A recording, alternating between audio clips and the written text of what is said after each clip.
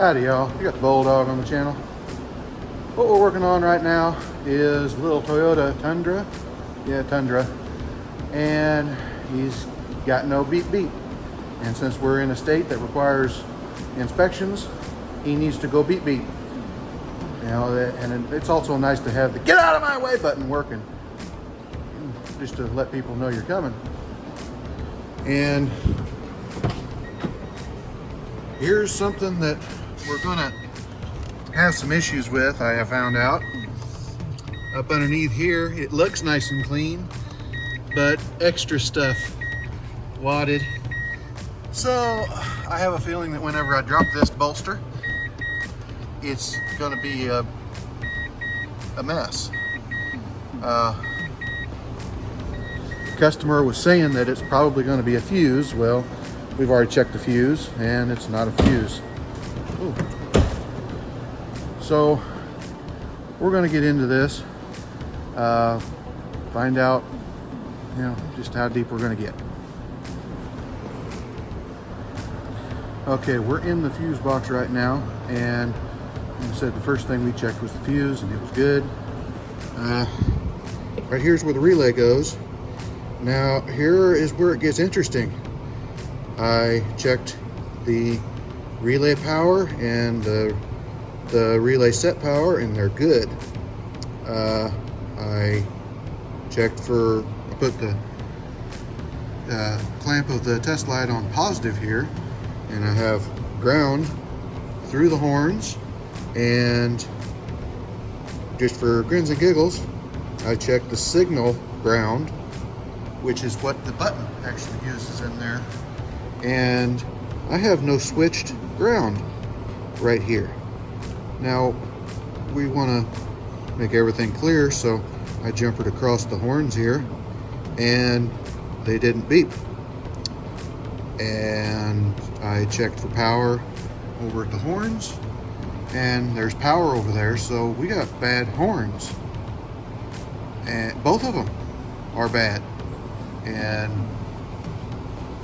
I have no switch here, so we've got something bad in there. Here's where it kind of gets interesting. The wiring diagram shows it goes through the computer, and it's got this alarm system on it, and just, oh God, I really, if you're gonna put on one of them alarm systems, go to somebody that knows what they're doing, please. I know somebody that does this stuff, and there's only a couple of brands he'll use because of this. So, you know, anything can happen. We're checking inside, and we believe the clock spring and everything is working. That's where it goes through the steering wheel. So we'll continue digging and see how far we can get on that. We have discovered that we don't have signal up here in the fuse box, and now I just figured out why.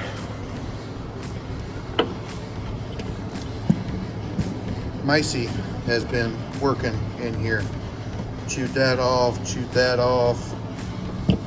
some wires back here. This whole thing was clear, full of stuffing. And now we're gonna see if we can get power, or ground actually, right here.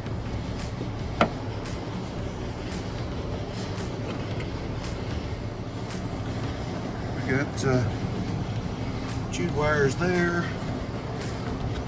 We got chewed wires underneath of it. We got chewed wires over here. More chewed wires. So here.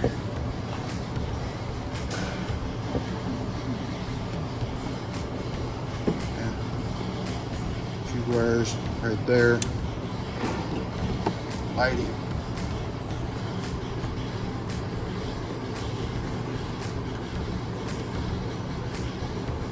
Right here. There's also chewed wires in the back. Now, his only complaint was the horn. That's it. Well, it's gotten a lot more wrong than just the horn. I just don't know what all it is.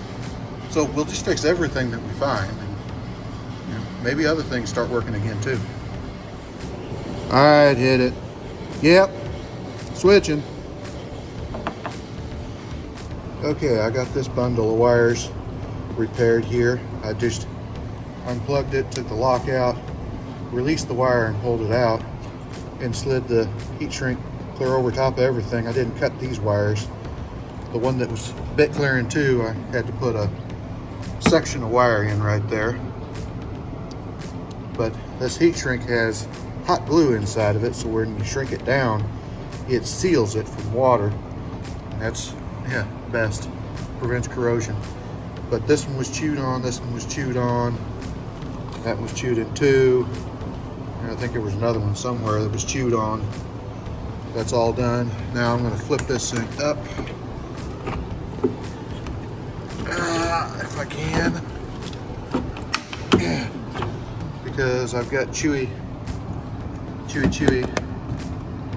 here. There we go. Right here. I got 2 wires at least, and after I get in there, I'll probably find more. Just get them all sealed up. You don't have to cut the wire to solder them back together. You just have to make sure they're watertight.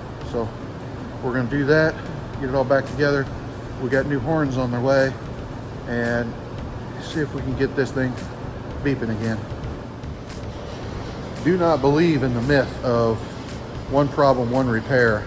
This truck had a clock spring bad, it had both horns bad, and it had the wire chewed off to the relay.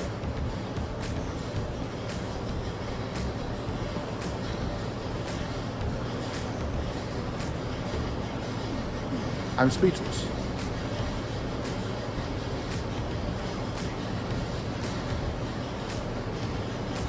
I hate mice.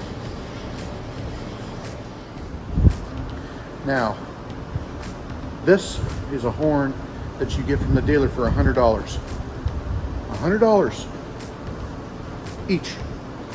Why in the world would you do that? Why does it have to be so high? Because this is what you buy at the parts store for 20 bucks. Look at that. How you tighten that down? Not only that, it's bigger. So you're having to bend and make brackets for it to fit, and then the wiring doesn't work. And so I'm going to spend half hour, 45 minutes modifying things in order to make them work.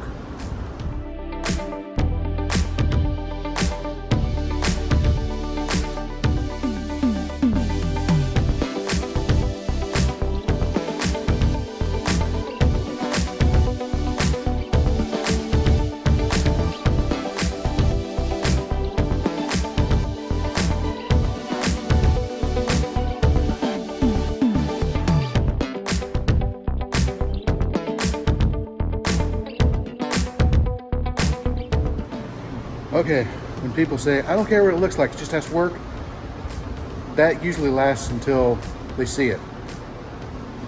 And then they care what it looks like. I had to grind out around this so this bracket will fit down flush on there. That's just the stupidest thing I've ever seen in my life. See, that metal is almost below the plastic when it finally meets up the mounting surface. Anyway, I've bent these brackets, they came straight. I need to get them down below as much as I can because they mount right here and they need to be back as far as possible so that they don't hit the grill when I shut the hood. And these things are like 3/4 of an inch thicker than stock. Plus, it doesn't tell me which is positive and which is negative on here. So there's that. Instructions are no help in any language.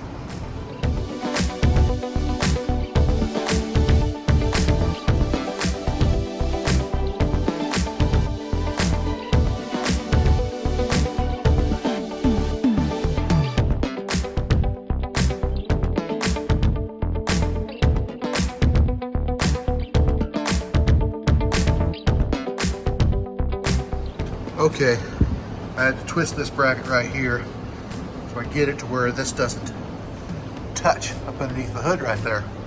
This one was all right. They stick out quite a bit further than the stock horns, and it's kind of close back there, but it does not touch. It doesn't come anywhere near touching. You gotta keep it quite a ways away, because things will just sit there and vibrate out on the end of a bracket like that, and you could be not touching it and it wears a hole in something. So everything like that, it matters. It really does matter. I had to twist this one right here because this was hitting right here. So it's all taken care of, and now I'm going to finish the wiring and put everything inside back together, because it's got an alarm system on it. It's a rat's nest. A gigantic wad of wires fell out whenever I took the knee bolster off, so now I got to put everything back together. Okay, we got her all back together. It's all sewed up underneath the console. Got the knee bolster back in and everything, and fuse box all sewed back up with the wiring back in its original places. You can't even see it down there, can you?